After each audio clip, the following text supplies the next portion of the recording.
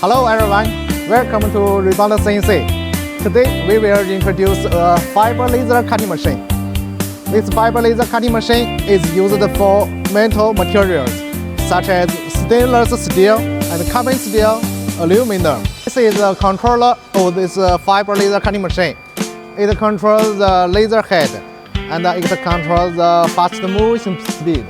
We can also make drawings in the controller. This one is remote controller. We can use it to control the machines very easily.